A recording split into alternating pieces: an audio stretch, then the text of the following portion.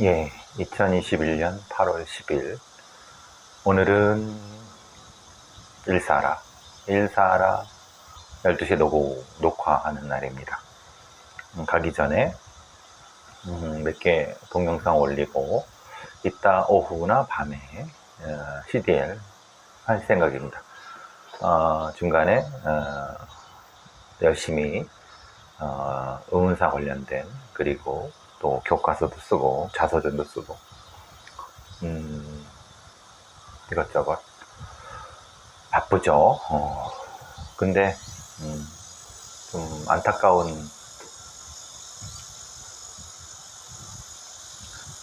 사건이 있네요. 저도 예전에 그 도림동인가요? 신도림동, 서울의 신도림역 근처에 있는 도림동에서 이제 혼자 자취했던 적이 있었어요. 자취라기보다는 애매한데, 왜냐면 그때 이제 제가 서울대병원에서 일종의 산재를 당하고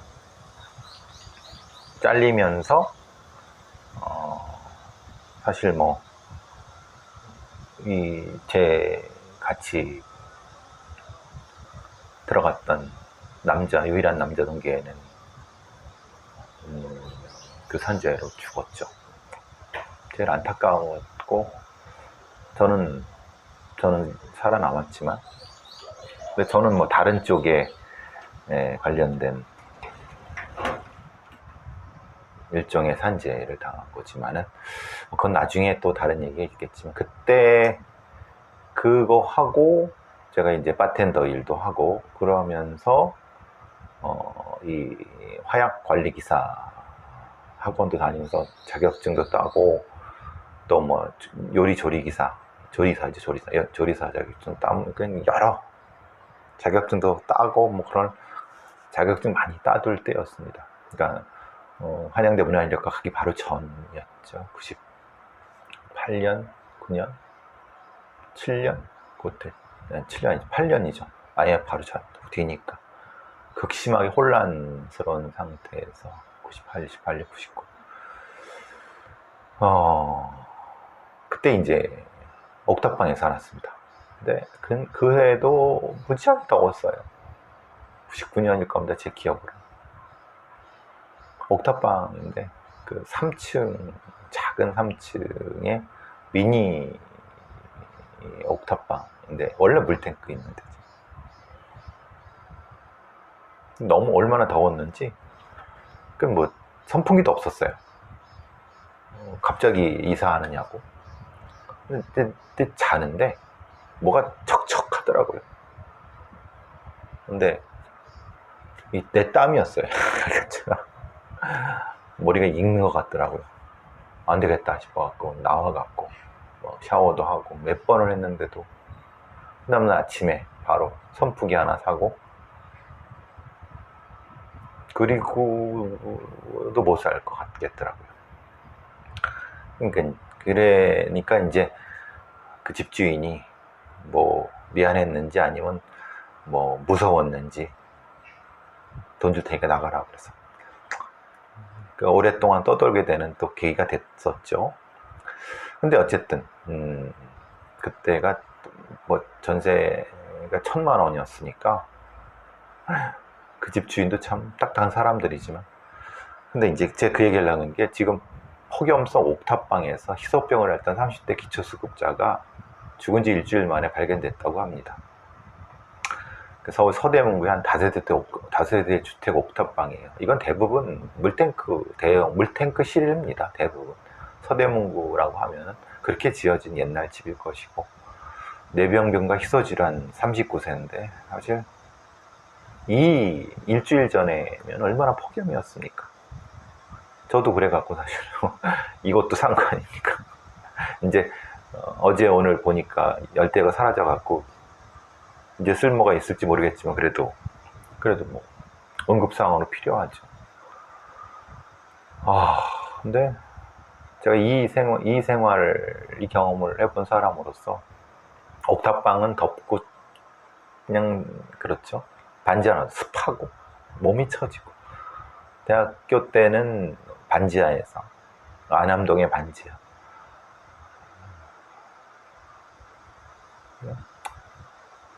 어떻게 보면 되게 안타깝습니다. 이렇게 돌아가시는 분이. 가족이 있었대요. 근데 본인이 일종의 인간 실종, 스스로 한 거라고 봅니다. 우리나라도 한 8만 5천 명이 이렇게 한다고 하고, 일본은 더 많고, 자발적 히키코모리입니다. 근데 히키코모리의 분류는 아니고요. 스스로 이제 어떤 뭐랬죠? 세대 명부에서 스스로 실종되기를, 사라지기를 바라는 사람들이죠. 그러니까 단독가구라든가 혼사남 혼사녀들이 그런 경우가 많습니다. 저를 포함해서. 여러분, 저도 걱정이지만 여러분도 혹시 혼자 사는 분들은 정신건강, 그리고 이분도 안타까워요. 사실은 좀 누구를 탓할 생각도 없고요. 그냥 돌아가신 분의 명복을 빌고, 사람이 태어나서 인생을 살다가 이렇게 비참하게 가는 것도 그분의 운명일지 어떨지 모르겠습니다만은, 그런 비참한 운명이 되지 않도록 하는 게 사회 구성원들의 어떤 의무인데, 모르겠습니다. 제가 거기까지 크게 생각할 수 있는 주제가 있는 사람도 아니고, 어쨌든 그 생활을 경험해본 사람으로서 명복을 빕니다. 혹시 다음 생애가 있다고 하면은, 다음 생에는 뇌병변이나 희소질환이 없이 건강하고, 또 부자는 아니어도 그냥 그런 생으로 태어나시길 간절히 바라겠습니다.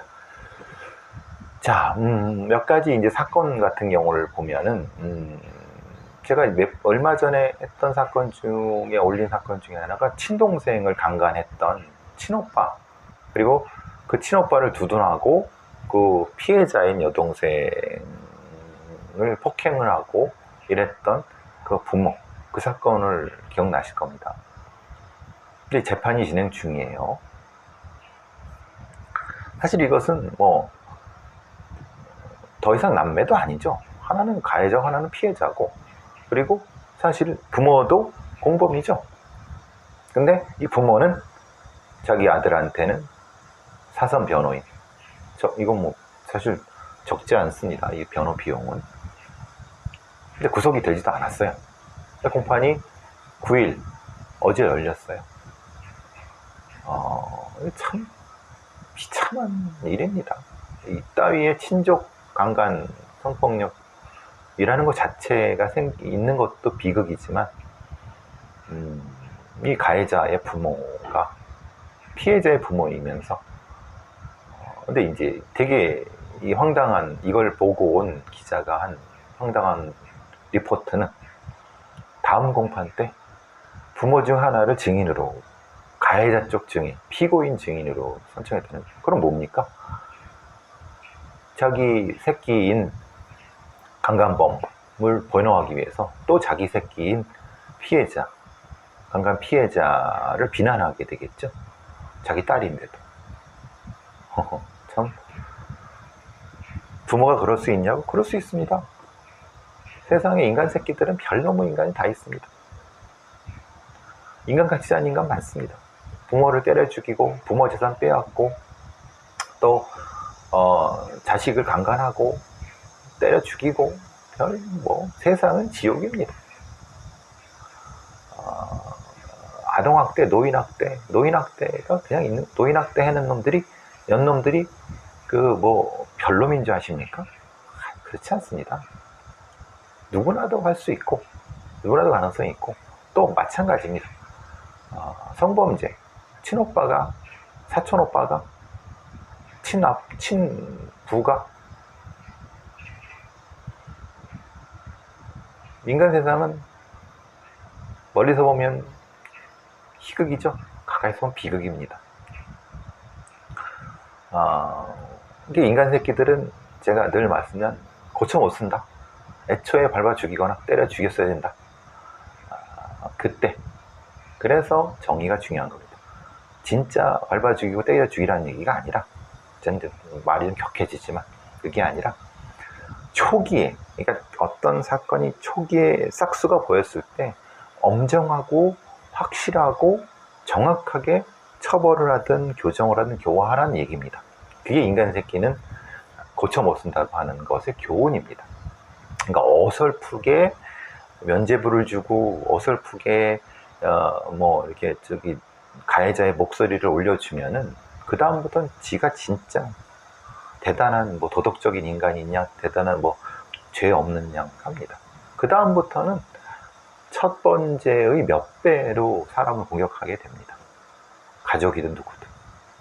그래서 이제 옛말이 딱 맞습니다. 인간 새끼는 고쳐 못 쓰고 애초에 죽여버린다. 애초에 애새끼든 아니면 뭐든 어쨌든 그게 이제 진리라고 보여집니다. 근데 죽이란 얘기가 아니라 애초에 그 범죄성이 드러나지 않도록 어렸을 때부터 해야 되는데, 우리는 그 어줍지 않은 소년법 때문에 이런 어떤 지옥문이 열리는 거죠. 지옥고가 열리는 거죠. 어쨌든 딱히 피고인의 입장 표명이 없었어요. 근데 피해자 측 변호인이 피해자의 증언의 신빙성, 그러니까 스피커 내용을 바꿀 수 없으면 스피커를 망가뜨리라고, 결국은 그 피해자의 여동생을 망가뜨리려고 친부모가 그 여동생을 망가뜨리기 위해서 증언을 한다는 거죠. 오히려 전혀 반성의 기회도 보이지 않았고, 그 판사놈은 불구속설했어요. 참 기가 막히죠. 우리나라의 판사들, 검사들의 기본적인 어떤 성범죄, 친족 성범죄 인식 자체가 너무나도 부실합니다. 또한 우리나라에 매년 친족 성범죄는 매년 500건이 발생한다고 합니다. 이건 기록된 것만 그렇습니다. 그러니까 그럼 기록된 범죄 말고 보통 이것을 6배 정도로 곱한다고, 5배, 6배로 곱한다고 얘기를 하죠. 이건 사법당국에 의해서 파악된 것만 그렇습니다. 그러면 실제는 글쎄요, 많으면 3,000건 정도로 보시면 맞는 것 같습니다. 근데 문제는 이런 친족과 성범죄 구속 비율이 2017년 25%, 근데 2019년도엔 14% 바뀝니다. 그러니까 결국은 뭐냐면 그냥 강간범이랑 같이 사는 겁니다. 이은희 변호사라고 유명하신 분이죠. 성폭력 사건을 주로 피해자를 변호해온 이은희 변호사님은 결국은 이런 형태가 제일 많다. 그래서 구속심사에서 이런 형태의 피해자를 압박하고 거짓 진술을 강요하는 이런 것 때문에 구속수사의 원칙이 바뀌어야 된다. 그리고 가족신고가 어렵기 때문에 피해자 대책, 분리 확실히 해야 된다. 그리고 발생이 한참 뒤에 또 10년 넘게 그 상태에서 분리됐 후에 신고하는 부분도 그 피해자의 진실성을 의심하면 안 된다. 이런 부분들. 어쨌든 지금 이 건 자체를 지켜보겠습니다. 그리고 우리가 진짜 보호해야 될 사람들이 이런 피해자들이고, 아까 말한 옥탑방에서 쓰고 가는 그런 분들이고, 아프고 고통스럽다고 하는 사람들을 구해내야죠. 우리 가짜 수산업자 사건에 우리 이 부장검사가 있었죠. 네, 사건이 점차 수사되는 걸 보니까 이 부장검사는 다시, 지금 부장검사가 아니죠. 강등됐으니까. 그저께 소환을 했는데, 진술은 수술하나 봅니다. 왜냐면 리스트가 있는 것 같아요. 장부가 있는 것 같아요. 이게 그냥 장부 없이 이렇게 주진 않았을 거란 말입니다. 가짜 수산업자가. 김씨. 100만 원이든 명품 지갑을 선물했다고 합니다. 이게 이 사람들이 이게 하나의 어떤 공식이죠. 명품 지갑. 이게 한두 푼 합니까? 최소한 뭐 1, 200 넘게 하는 그거 안에다가 100만 원을 5만 원권을 20장을 촉촉촉 해서 채워서 주는 거죠. 그럼 뭐 얼마입니까? 못돼도 2, 300? 총액이? 이건 당연히 뭡니까? 김영란법 위반이죠. 10시간간의 조사를 했다고 하는데, 물론 이 검사는 이미 검찰에서 내놨기 때문에 절대 검찰에서 보호해주지 않을 겁니다. 예전처럼 하고 다를 거예요. 문제는 근데 이것만이 아니라 2019년 포항에 한 어떤 풀빌라가 뭘까요? 풀사롱은 들어봤어도 비슷할 걸 수도 있는 건 모릅니다. 그건. 얘들이 이렇게 부르는 건 뭐 설명을 해줘야지 기자가. 엄성섭 TV조선 앵커. 예, 이제 MBN이 단독으로 올리니까 실명 다 나오죠. 원래 뭐 실명 다 나왔으니까 TV조선 앵커. 이 자리에 글쎄 술자리에 여성 4명을 불렀다고 하네요. 그럼 여성이 무슨 여성일까요? 이 김씨가, 가짜 수사하는 김씨가 연예계에도 마당발이고 막 돈 뿌리고 다니고 포르쉐 무슨 배우한테 포르쉐도 사줬다고, 배우인가 무슨 가수인가 누구한테 사줬다고 하는데, 그러니까 대충 느낌이 오시죠? 보통 이제 B급 연예인들 아니면 그런데 언저리에 있는 사람들을 이렇게 알바 이렇게 하는 식으로 돈을 걸렸을 수도 있죠. 그러니까 술집 여성들, 그러니까 술집이 전업인 여성이 아닐 수도 있다는 얘기인 거죠. 그 얘기는. 근데 지금 그건 모릅니다. 확정되지 않아요. 저는 알 수 없습니다. 왜냐하면 그냥 술자리 여성을 4명 불렀다고 하는데 그 여성들이 어디서 온 여성인지는 알 수 없습니다. 저는 그냥 추정할 뿐입니다. 근데 그 비용이 450이래니까 4명이니까 두당 한 100씩이겠죠. 그리고 교통비. 포항이니까 비행기 값은 줘야 되죠. 그런 비행기 편 끊어줘야 되는 거 아닙니까? 4명? 그죠? 한 명당 비행기 값이면 10만원씩 하면 50만원. 왔다 갔다 택시비 합치면 50만원. 그죠? 대충 맞은 거 아닙니까? 계산이 나오지 않나요? 서울에서 포항 비행장 있잖아요. 그러면은 이건 분명히 엄성섭 앵커도 김영란법 위반이다. 현직 언론인이고, 그죠? 근데 그것도 두당으로 나눌까요? 두당 100만원? 검사들이 한 것처럼 99만원으로 할까요? 450이니까? 그럴 수도 있을 것 같은데, 근데 엄성섭 하나랑 김씨면, 넷이 안 되는데? 역시 대한민국의 언론인들의 도덕관 참 대단합니다. 이동훈 논설위원도 그렇고, 근데 이게 지금 이 건이 굉장히 큰 건입니다, 사실은. 근데 MBN 단독으로만 이렇게 나가는 거 보니까 많은 언론들, 제가 늘 말씀드리지만 친여 언론 매체들은 왜 이걸 하나죠? 다른 JTBC라든가 아니면 MBC 이런 데서 하나요? 한독이 하나요? 정의가 선택적입니까? 정의가 선택적인가요? 여기에 박영수 특검부터 시작해서 검사, 경찰 안 걸린 언론인 싹 다 했는데 조용히 넘어가려고 그러나요? MBN만 특종을 하나요? 너무하는 거 아닙니까? 우리 스스로 정의롭다고 하는 언론인들, 보수 언론인들이야 그렇다고 쳐도 김영준이라고 남자 N번방이라고 했는데, 이 사건은 기억나실지 모르겠지만 김영준이라고 하는 미성년 남성들을 속여서 알몸 영상을 촬영한 후에 성착취 영상이죠. 정확히 말하면 협박하고 인터넷 유포시킨 김영준의 재판이 9일 열렸는데, 이게 묘한 것 같습니다. 이 사건의 전개가 왠지 모르는데 지금 경찰에서 뭔가 실수한 것 같아요. 왜냐 했더니 얘가 이제 김영준이가 혐의를 대다수는 모수를 인정한다. 찍은 거 인정한다. 근데 강제추행과 미수는 협박이 아니라 동의한 거다.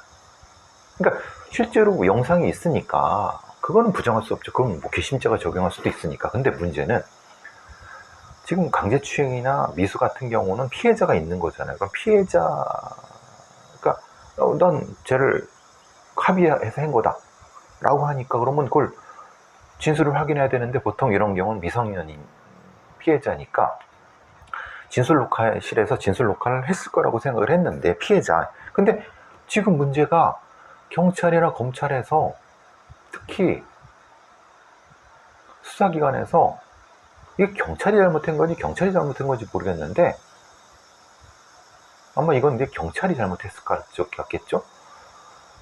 근데 그걸 진술 녹화를 안 해놨다는 거예요, 영상 녹화가. 이게 다는 아닌데, 미성년 남성들, 그러니까 미성년 남성들이라고 뭐 정확히 말하면 아동 청소년들이죠. 예? 이걸 이렇게 표현하는 건 좀 그렇지 않습니까? 피해자인 영상 녹화가 생략된 사례가 일부 있을 때, 모두는 아닌데 일부는. 그러면 그 피해자는 법정에 나와서 진술을 해야 돼요. 자기가 피해당한 거를. 그럼 변호인이 가만두겠습니까? 김영준의 변호인이? 그래서 안 나올, 지금 출정을 거부하는 것 같아요. 그러니까 이걸 알고 이 김영준 쪽은 이거 피해자 동의한 거다 라고 혐의를 부인하는 거예요. 이거 누가 잘못한 겁니까? 이런 수사도 이따위로 하면은, 이게 지금 이 얼마나 큰 사건인데 수사기관 정신이 있는 거예요? 이따위로 개판을 하면은, 그러니까 영상이 있으니까 그거는 부인 못해요. 그리고 그거는 수사할 건도 없어요. 그냥 그건 당연히 영상이 있는 거니까. 그죠? 그건 성착취물, 아동 성착취물 200개가 제작됐고 또 1800개를 판매하니까 다 그거 그냥 그대로 외장하드에 보관됐으니까 그거는 뭐 수사할 것도 없어요. 그냥 외장하드 띄어다가 뭐 보면 돼요. 포렌식 하면 되는 거예요. 근데 문제는 강제추행과 미수가 더 큰 건인데, 이 피해자에 대한 영상 녹화를 안 했다고 하면 이거는 이따위의 수사를 해갖고 김영준이를 제대로 잡을 수 있나요? 영상 녹화가 없는 경우는 피해자 본인의 법정 진술이 필요한데, 지금 피해자 측 변호인이 피해자가 너무 두려워서, 당연히 아동 청소년인데 법정 증인 출석을 상당히 꺼려하고 있다는데, 이게 이따위로 수사해갖고 너무 아닌 것 같아요, 이거는. 이게 엠버공 박사방 이렇게 큰 건이 있었어도 수사가 이렇게밖에 안 된다는 게 너무나도 허탈하죠. 그렇죠? 박지원 국정원장이 이번에 이제 청주에서 간첩 사건을 이제 하면서, 오늘 김어준의 뉴스공장에서도 그거 잠깐 했네요. 그래서 약간 그 일종의 뭐 냄새가 난다, 아니면 뭐 그런 뭐 별거 아닌 건 가지고 이렇게 키우려거나 이런 식으로 얘기하는 것 같아요. 근데 사실 실체가 그럴 수도 있습니다. 그런데 분명한 거는 혐의 사실은 있는 것 같아요. 그러니까 여러 언론을 보면은 그 사람들이 그런 혐의가 분명히 있고 간첩 혐의가 분명히 있는 거 맞아요. 그럼 간첩 혐의가 있으면 당연히 처벌을 받아야죠. 처벌해야 되는 거고. 근데 조선일보에서 이런 묘한 기사를 내놨어요. 박지원의 국정원이 지금 간첩을 잡은 이유. 저도 조선일보의 생각처럼 그 청주에 있는 그 사람들이 간첩 행위를 했을 거라고 추정을 합니다. 지금 행위를 봤을 때는 그게 조금 과장될 수도 있지만 행위 자체는 한 것 같아요. 근데 왜 그럴까? 근데 2024년에 제가 엊그제 뭔가 좀 잘못 얘기했을 수도 있지만, 지금 보안수사대나 이런 데가 경찰에도 있지만은 넘어가는 건 2024년에 경찰로 간첩수사를 넘겨주는데, 일종의 이게 국정원 내부의 반발 아니냐. 그러니까 경찰 보안수사대들은 니네는 경찰 못 잡는다, 그러니까 넘겨주겠다는 얘기를 했는데, 그래야 되는데 이런 걸 하나 툭툭 터트리면서 정권이 바뀌고 뭐 이러면서 좀 약간의 존재감을 과시하려는 거 아니냐 라고 하는 게 조선일보의 분석이에요.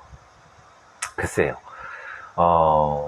제가 보기에는 이들이 간첩 행위를 어느 정도까지 한 거는 맞는 것 같고, 이거를 만약에 이 국정원이 좋은 의도를 가지고 했다고 하면은 경찰 보안수사대랑 같이 했어야죠. 그러면서 그 기법도 노하우도 넘겨주면서 자연스럽게 자신들은 빠지는 걸로 했어야 되는데, 국정원에서 지들이 해버리면은 넘겨주기 싫다는 건가?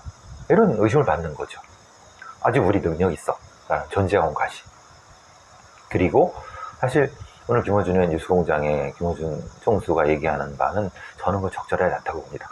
그러니까 이것을 일정 정도 뭐 키웠고 이 판에서 뭔가 이렇게 좀 정치적 이득을 노리려고 뭔가 한 거 아니냐라고 하는 식이지만 사실 그거는 그러니까 음모론이죠, 일종의. 그런데 그 음모론을 방어하기 위해서 여당 쪽으로 이렇게 넘어오는 걸 방어하기 위해서 하는 거, 그 자체가 사실은 오히려 코끼리는 생각하지 마라가 될 수도 있다는 거예요. 제가 보기에는 그냥 이거는 담백하게 팩트 정도로 전달했으면 됐을 거라고 생각합니다. 사실 국민들도 이게 정권의 내부의 핵심과 이 감찰사건이 연결되리라고 생각하는 사람은 없을 겁니다. 있다 하더라도 그건 이미 야당 지지자들 정도 됐을 것이고. 그런데 이걸 이렇게 얘기하면은, 왜냐하면 유승민 같은 사람들은 이걸 키우려고 하는 데서 그런 얘기 한 거잖아요. 근데 사실은 이건 키우려고 해서 키우려고 하는 게 팩트는 인정을 하고, 제가 봐도 이건 가첩 사건이 맞는 것 같은데, 그리고 정도로 가야죠. 오히려 더 실드를 치려고 하면 더 수세에 몰릴 수 있는 거죠. 있는 그대로 나가는 게 최선의 것 아니겠습니까? 진실만큼 정의로운 게 어디 있습니까? 진실된 게. 그런 생각이 듭니다, 오늘은. 자, 시간이 조금 남아서 그 대검찰청에서 지금 이제 올해 초에 개정 형사법에 따라서 이제 직접 수사가 한 40% 줄었나 봐요. 근데 무고죄 부분이 좀 묘한 것 같아요.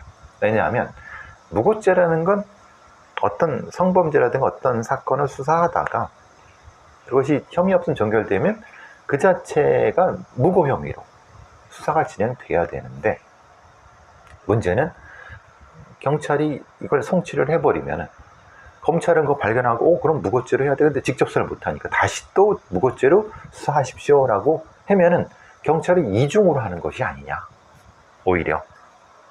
그럼 두 번 하는 거 아니냐, 경찰이 하든 검찰이 하든. 그러니까 이 부분은 뭔가 좀 대안이 필요한 것 같다. 즉 검사의 무고인지 수사 건수가 사실은 감소를 했는데, 그래서 무고죄 수사 공백을 우려하는데, 경찰은 실제로는 경찰에서 해야 되지만 실제로 경찰이 이걸 하겠느냐, 다시 왔다 갔다 하는데. 그러니까 이 부분은 좀 보완이 필요한 거 아니냐. 사실 이 부분은 사실 검찰의 말이 영 틀린 건 아니라고 봅니다. 그러니까 무고죄도 사실은 상당히 큰 죄고, 그러면은 근데 이제 경찰에서 성범죄 사건을 수사할 때 무고죄를 같이 하면은 일정의 성범죄를 고소하는 사람들한테 압박이 되니까 무고죄를 같이 하지 마십시오라고 이렇게 됐다고 하면은 이 부분을 좀 더 경찰 내의 수사 매뉴얼 상에서 좀 정리를 하든가, 이 무고죄 관련된 부분에서는 검찰 쪽에 수사를 하게 하면 또 문제가 될 수 있으니까 이건 좀 둘이 만나서 다른 방향의 대안을 좀 만들어내야 될 것 같습니다. 그 얘기가 지금 떴네요. 좋은 문제제기 같습니다. 문제가 제기할 건 문제해야죠. 자, 저는 이제 밥 먹고 오늘 일사라 촬영하러 가야 됩니다. 어쨌든 오늘 폭염 속에 돌아가신 분 연복을 또 빌고, 지금 오빠한테 강간당한 여동생의 비참한 심정, 이분을 좀 도와줄 수 있으면 좋을 걸. 어쨌든 좀 힘을 내시기 바랍니다.